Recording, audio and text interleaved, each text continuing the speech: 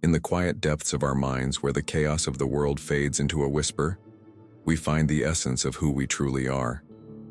It is here, in this sacred space, that we confront the shadows that cling to our souls, the habits, emotions, and attachments that weigh us down. Stoicism, the ancient philosophy of inner fortitude and self-mastery, offers us a path to liberation.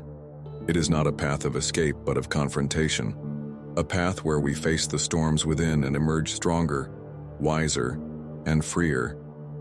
Let us walk this path together, as seekers of truth and guardians of our own peace. Here are 15 things we must quietly eliminate from our lives, not with fanfare, but with the quiet resolve of those who have chosen to live deliberately. Number 1. The need for external validation. We are not marionettes dancing to the whims of others' opinions. The Stoic philosopher Epictetus once said, "If you want to improve, be content to be thought foolish and stupid." These words are not merely a suggestion, but a call to liberation. Too often we tie our self-worth to the fleeting judgments of others, seeking their approval like beggars chasing coins. But what is the cost of this endless pursuit? We sacrifice our authenticity, our peace, and our ability to live in alignment with our deepest values. The Stoics understood that external validation is a mirage, a temporary satisfaction that leaves us emptier than before. Our worth is not measured by the applause of the crowd, but by the integrity of our character. It is found in the quiet moments when we choose honesty over deception, courage over fear, and virtue over convenience. Let us release the need for approval, not with resentment, but with the quiet confidence of those who know their true value. This is not an easy task. Society thrives on comparison and judgment, and it takes immense courage to step away from its noise. But when we stop seeking validation from others, we begin to hear the voice within, the one that has been drowned out by the clamor of external expectations. That voice is our compass, guiding us toward a life of purpose and authenticity. Let us listen to it, nurture it, and let it lead us. Number 2. The illusion of control. Life is a river, and we are but stones in its current. We cannot control the flow, but we can choose how we are shaped by it. Marcus Aurelius, the philosopher king, reminds us, "You have power over your mind, not outside events. Realize this, and you will find strength." These words are a beacon in the storm, a reminder that our power lies not in controlling the world around us, but in mastering our responses to it. How often do we exhaust ourselves trying to bend life to our will? We plan meticulously, only to have those plans unravel. We cling to outcomes, only to be disappointed when they slip through our fingers. The Stoics teach us that this struggle is not only futile, but also deeply draining. It is a battle against the very nature of existence, a refusal to accept that life is inherently unpredictable. But what if we shifted our perspective? What if, instead of fighting the current, we learned to flow with it? This does not mean passivity or resignation. It means recognizing that while we cannot control the waves, we can control how we navigate them. We can choose to respond with grace, resilience, and wisdom no matter what life throws our way. This is the essence of Stoic freedom. It is the understanding that true power lies not in dominion over the external world, but in mastery of the internal one. When we let go of the illusion of control, we open ourselves to a deeper, more profound kind of strength, one that is unshakable, no matter the circumstances. Let us release the futile struggle to control the uncontrollable. Let us focus instead on what is within our power, our thoughts, our actions, and our responses. In doing so, we reclaim our agency and find peace in the midst of chaos. This is the Stoic way, a path of clarity, courage, and unyielding inner strength. Number 3, the poison of resentment. Resentment is a fire that burns only the one who carries it. Seneca, the great Stoic thinker, warned, "Anger, if not restrained, is frequently more hurtful to us than the injury that provokes it." These words cut to the core of a truth we often ignore. Resentment does not punish the person who wronged us. It punishes us. It is a slow, insidious poison that seeps into our minds, distorting our thoughts and corroding our peace.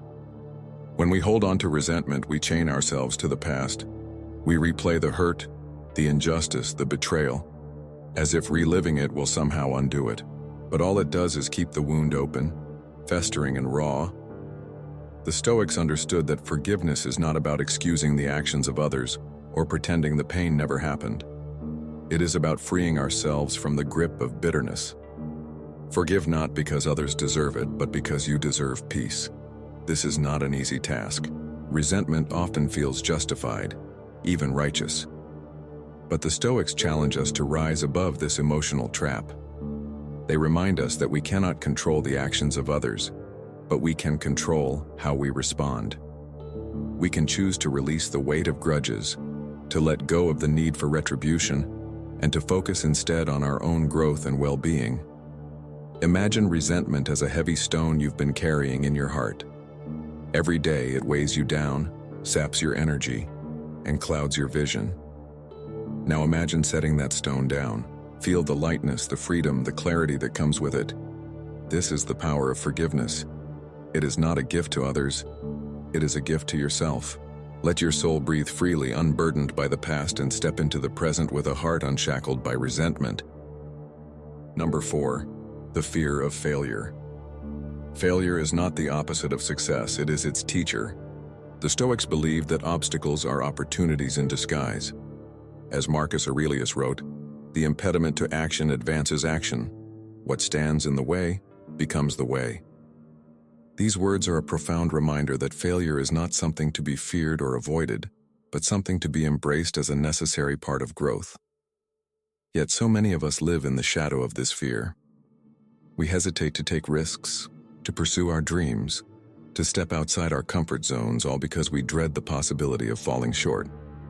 But what if we reframed failure? What if we saw it not as a dead end, but as a detour, a necessary part of the journey toward success? The Stoics teach us that failure is not a reflection of our worth, but a reflection of our effort. It is evidence that we are trying, that we are pushing ourselves beyond our limits, that we are daring to grow.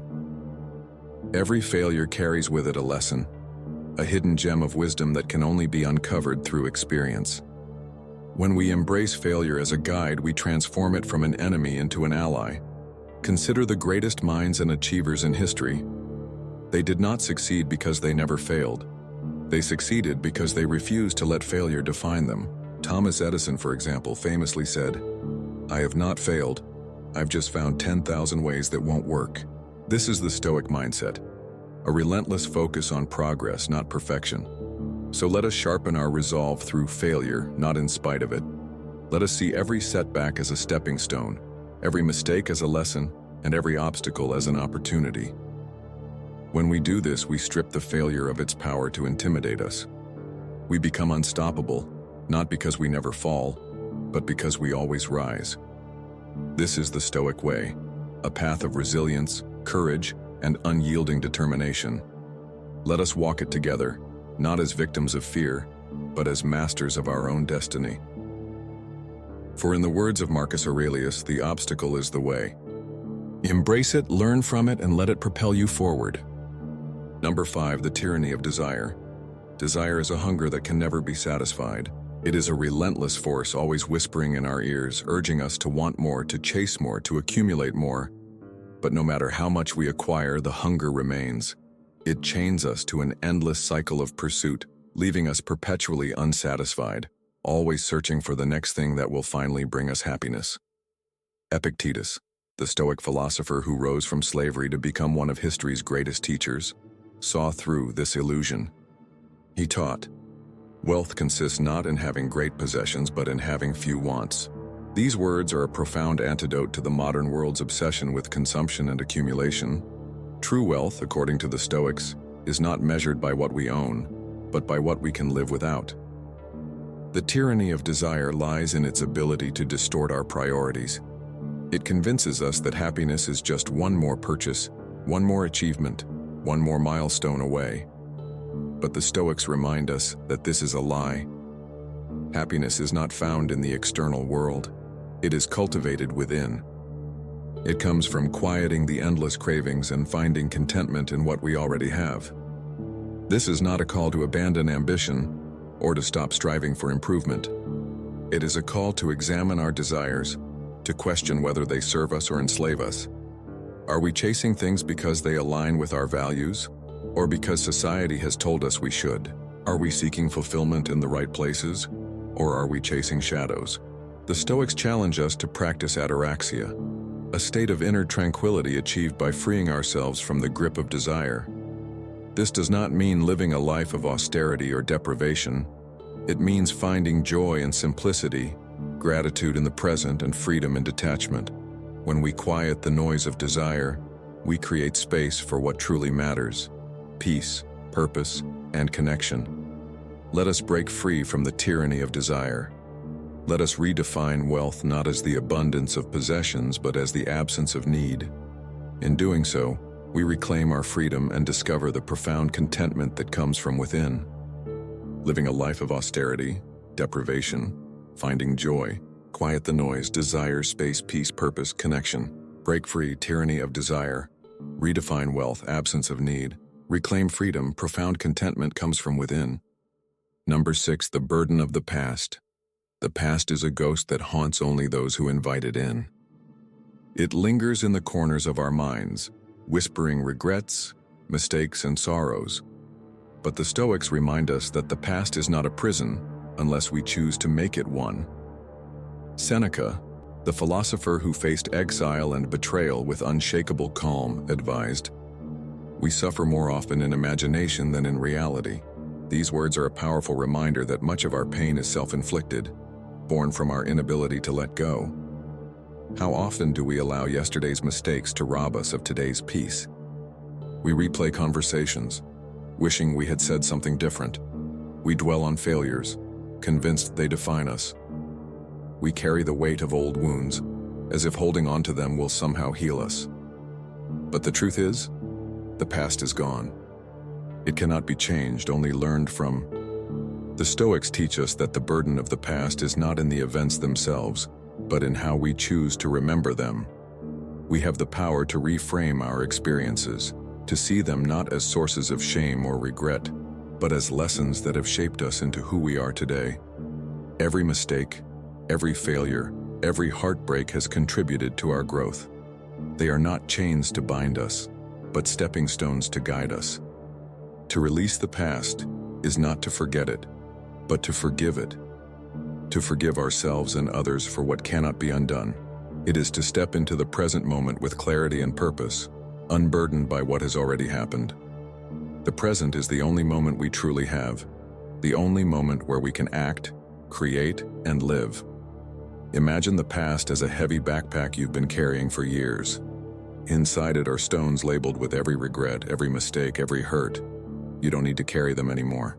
You can set the backpack down, one stone at a time, and feel the weight lift from your shoulders. This is the freedom that comes from releasing the past. Let us not allow the ghosts of yesterday to haunt the possibilities of today. Let us step into the present with open hearts and clear minds, ready to embrace the beauty and potential of this moment.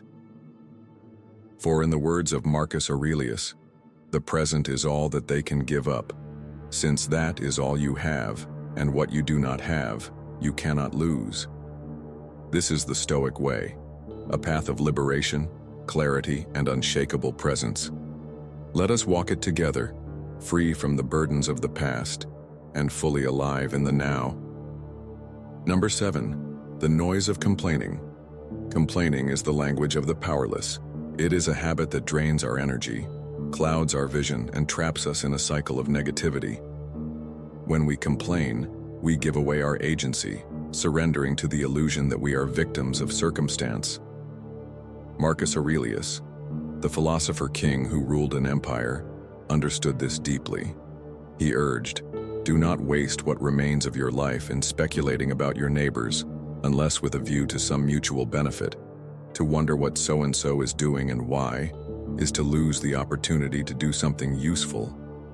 These words are a call to action, a reminder that complaining is not only unproductive, but also a distraction from what truly matters. Every moment spent lamenting what is wrong is a moment lost to creating what is right. The Stoics teach us that life is not about what happens to us, but about how we respond. Complaining keeps us stuck in the problem, Action moves us toward the solution. Imagine complaining as a heavy fog that obscures your path. It makes everything seem bleak and insurmountable. But when you stop complaining, the fog lifts, revealing the tools and opportunities that were there all along. Replace complaints with action and you reclaim your power. Instead of asking, "Why is this happening to me?" ask, "What can I do about it?" This shift in perspective is the essence of Stoic resilience. Let us not waste our precious time and energy on the noise of complaining. Let us channel that energy into meaningful action, into creating, solving, and improving. For in the words of Epictetus, it's not what happens to you, but how you react to it that matters. Number 8, the trap of comparison. Comparison is the thief of joy and the destroyer of self-worth. In a world that constantly measures success by external standards, wealth, status, appearance, it is easy to fall into the trap of comparing ourselves to others. But the Stoics remind us that true happiness comes from within, not from how we stack up against someone else. Epictetus, the philosopher who rose above his humble beginnings, said, "He who is not content with what he has would not be content with what he would like to have." These words cut to the heart of the comparison trap. No matter how much we achieve or acquire, there will always be someone who has more. If we tie our self-worth to these external measures, we doom ourselves to perpetual dissatisfaction. The Stoics teach us to focus on our own journey, to measure ourselves not against others but against our own potential. Each of us is on a unique path shaped by our circumstances, choices, and values. Comparing ourselves to others is not only futile but also deeply unfair, to ourselves and to them. Imagine two trees, one tall and towering, the other small and delicate. The smaller tree might envy the taller one for its height, but it does not see the storms it has weathered or the roots it has grown to stand so tall. Each tree has its own story, its own struggles, and its own beauty. So do we. Let us break free from the trap of comparison. Let us focus on nurturing our own growth, on becoming the best version of ourselves. In doing so, we find a deeper, more enduring kind of happiness, one that is not dependent on external validation, but rooted in self-acceptance and inner peace. Number 9, the seduction of comfort. Comfort is a gilded cage lulling us into complacency. It promises safety and ease, but at the cost of growth and fulfillment. The Stoics understood this deeply. They championed discomfort not as an end in itself, but as a means of growth. Seneca, who faced exile and adversity with unwavering resolve, wrote, "Difficulties strengthen the mind, as labor does the body." In a world that prioritizes convenience and instant gratification, the pursuit of comfort has become a cultural norm. We seek the path of least resistance, avoiding challenges and risks at all costs. But the Stoics challenge us to ask, what are we sacrificing in the process? Comfort may shield us from pain, but it also shields us from progress. Growth happens outside our comfort zone. It is in the struggle, the effort, the discomfort that we discover our strength and resilience. Every challenge we face is an opportunity to grow, to learn, and to become more than we were before. The Stoics teach us to embrace discomfort not as an enemy but as an ally. Imagine a sword being forged in fire. The process is painful, but it is necessary to create a blade that is strong and sharp. So too are we shaped by the challenges we face. Let us seek out discomfort not for its own sake, but for the growth it brings. Let us step into the fire knowing that we will emerge stronger, wiser, and more resilient. Number 10, the illusion of perfection. Perfection is an unattainable mirage that distracts us from progress. It is a standard that no one can meet, yet many of us spend our lives chasing it. The Stoics remind us that life is not about perfection, but about progress. Marcus Aurelius, who ruled an empire while grappling with his own imperfections, wrote, "The art of living is more like wrestling than dancing.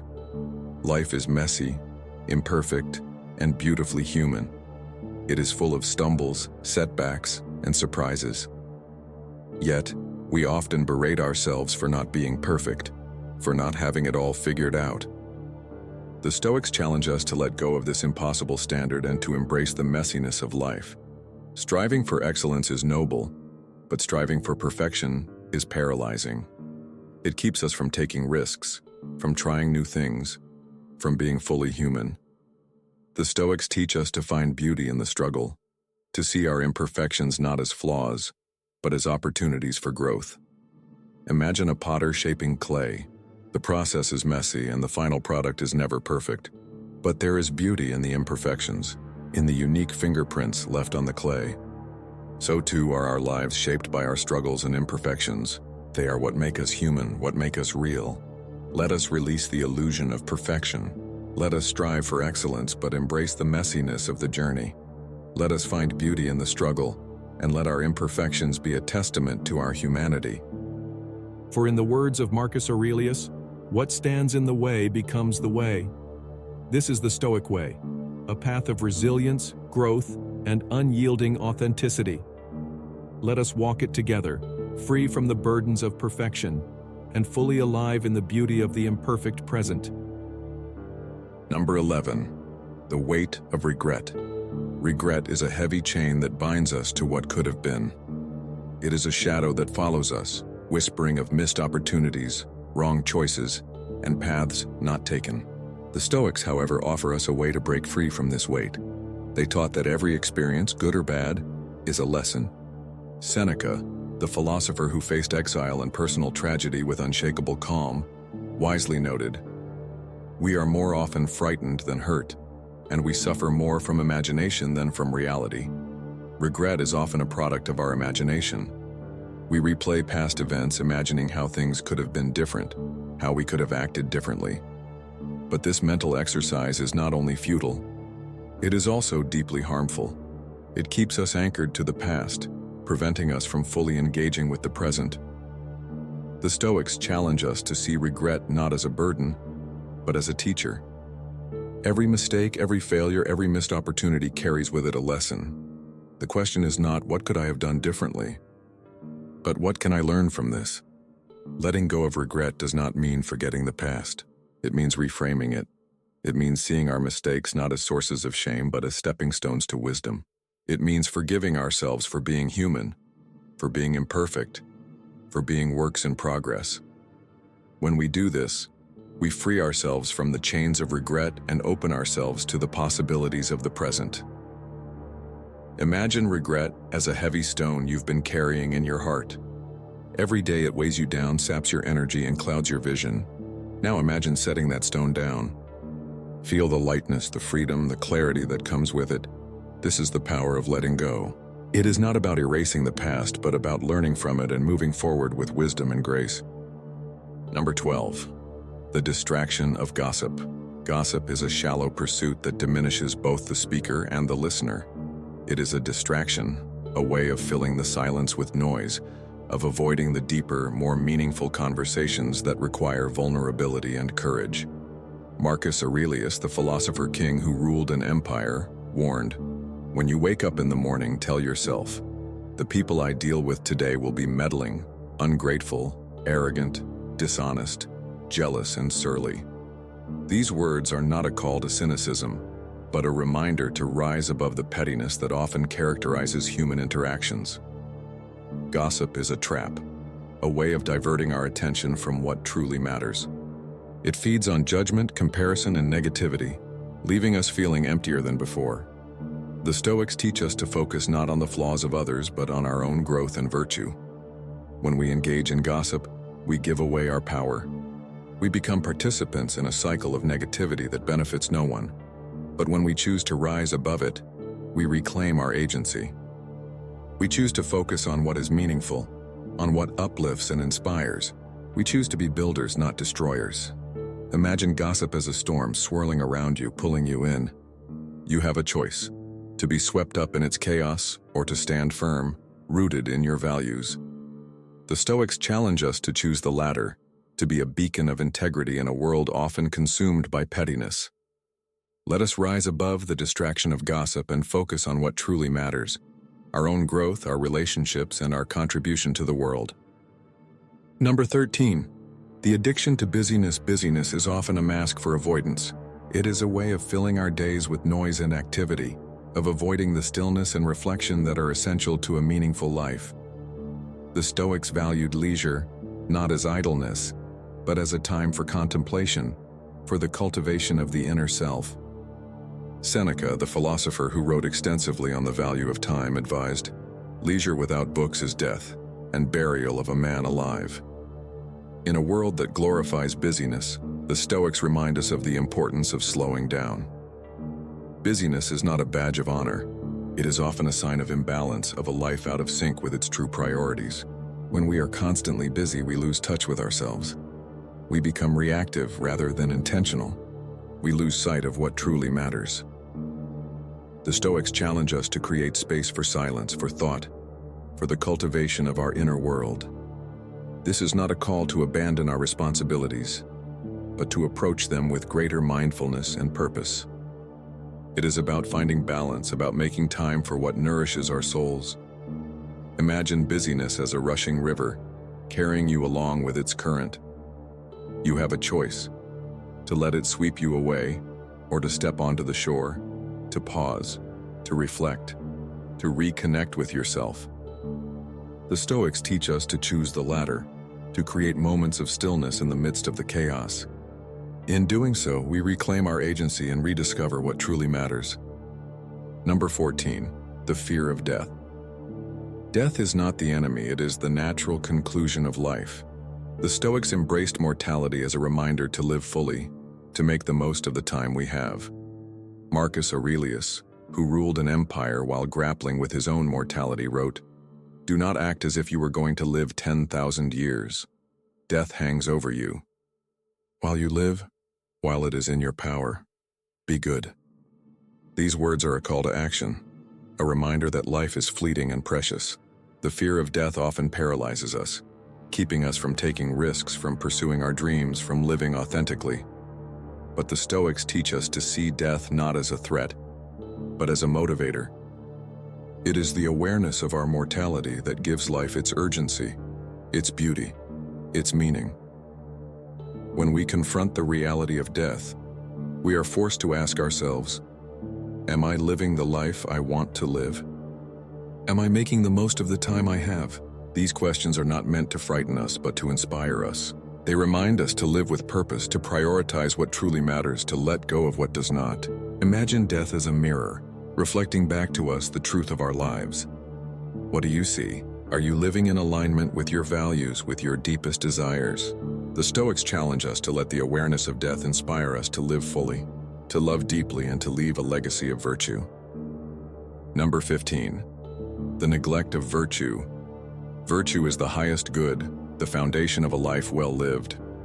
The Stoics believed that wisdom, courage, justice, and temperance are the pillars of a flourishing existence. As Epictetus taught, first say to yourself what you would be, and then do what you have to do. In a world that often prioritizes external success, wealth, status, power, the Stoics remind us that true fulfillment comes from within. Virtue is not something we achieve. It is something we practice day in and day out. It is the compass that guides our actions, the standard by which we measure our lives. The neglect of virtue is the neglect of our highest potential. When we prioritize external achievements over inner growth, we lose touch with what truly matters. We become hollow, disconnected from our values and our purpose. The Stoics challenge us to make virtue the center of our lives, to let it guide our thoughts, our actions, and our relationships. Imagine virtue as a light, illuminating the path before you. It is not always easy to follow, but it is always worth it. The Stoics teach us to strive for excellence, not for the sake of recognition, but for the sake of becoming the best version of ourselves. Let virtue guide your actions and let your life be a testament to its power. This is the Stoic way, a path of integrity, purpose, and unyielding commitment to what is good. Let us walk it together, not as perfect beings, but as works in progress, striving each day to live with wisdom, courage, and virtue. As we come to the end of this journey, let us pause and reflect. The elimination of these 15 things is not a one-time act, but a quiet revolution, a daily commitment to ourselves. It is a shedding of the unnecessary, a clearing of the clutter, and a return to what truly matters. This is not a path for the faint of heart, but for those who dare to confront their shadows and emerge stronger, wiser, and freer. Remember, the Stoics were not philosophers of theory alone. They were warriors of the mind, champions of self-mastery. They understood that the greatest battles are fought within, and the greatest victories are won in the quiet moments of choice. As Seneca once said, "It is not because things are difficult that we do not dare. It is because we do not dare that they are difficult. Dare to eliminate what no longer serves you. Dare to live with intention. Dare to be free." This is your call to action, not to shout from the rooftops, but to act with quiet resolve. Start small, but start today. Let each step be a testament to your commitment to self-mastery and inner peace. For in the words of Marcus Aurelius, the soul becomes dyed with the color of its thoughts. What color will you choose? Thank you for walking this path with me. If this message resonated with you, share it with someone who needs to hear it. Subscribe for more insights into the Stoic way of life, and let us continue this journey together. Until next time, remember, the power to transform your life lies within you. Use it wisely. Farewell, and may your path be guided by wisdom, courage, and unwavering resolve.